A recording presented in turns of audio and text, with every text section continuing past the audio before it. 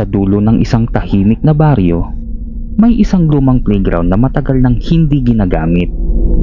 Kalawangin na ang mga swing, basag na ang slide, at ang siso ay nakatagilid na parang hindi na muling gagalaw. Ayon sa mga matatanda, dati raw itong puno ng tawanan ng mga bata. Hanggang sa isang gabi na bigla na lang itong iniwan ng lahat. Si Henry, isang 16 na taong gulang na binata, ay bagong lipat sa baryo kasama ang kanyang pamilya. Mahilig siya sa mga kwentong kababalaghan. Kaya nang marinig niya ang tungkol sa playground, agad itong pumukaw sa kanyang interes.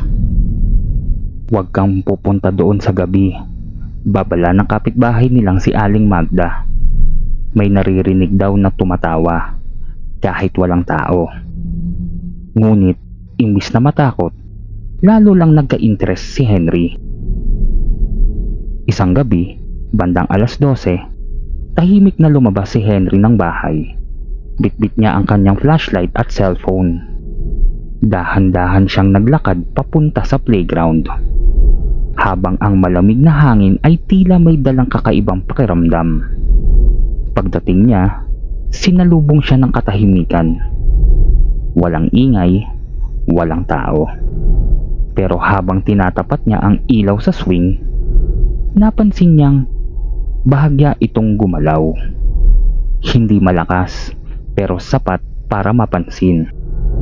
Hangin lang, bulong niya sa sarili. Ngunit walang hangin. Bigla niyang narinig ang isang mahinang tawa. Isang batang tawa. Napalingon siya agad. "May tao ba dyan?" sigaw niya. Walang sumagot. Pero muli niyang narinig, mas malinaw na ngayon. Tawa ng isang bata. Galing sa likod ng slide. Lumapit si Henry. Nanginginig na ang kamay habang hawak ang flashlight. Dahan-dahan niyang sinilip ang likod ng slide. At doon niya nakita isang batang babae. Nakatayo, nakatalikod, nakasuot ng lumang puting damit na tila marumi at basa. "Uy, ayos ka lang ba?" tanong ni Henry. Dahan-dahang lumingon ang bata at doon niya nakita ang mukha nito.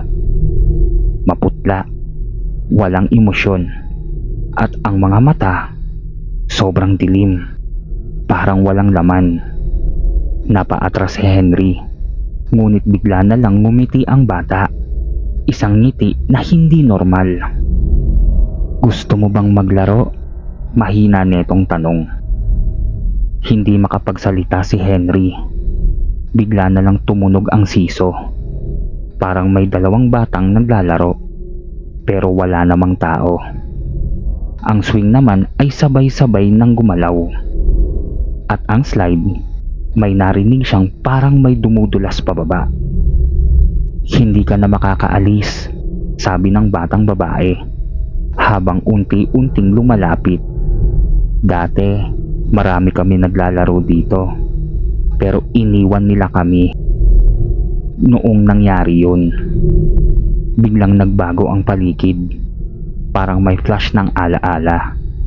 Mga batang naglalaro, masayang tumatawa, hanggang sa isang malakas na sigaw. Isang aksidente at dugo sa buhangin. Napabalik sa kasalukuyan si Henry. Hingal na hingal, pero napansin niyang hindi na siya makagalaw. Parang may humahawak sa kanyang mga paa. Napatingin siya sa ibaba. Mga kamay, maliit, maputla, marami. Humahawak sa kanya mula sa lupa. "Sumama ka na sa amin," sabay-sabay nilang bulong. Kinabukasan, may mga taong nag-usap-usap sa baryo. "May nawawala raw na bata kagabi." "Sino?" "Yung bagong lipat, si Henry." Hanggang ngayon, may mga nagsasabing kapag dumaan ka sa playground sa gabi, makakarinig ka ng tawanan ng mga bata. Makikita mong gumagalaw ang swing kahit walang tao.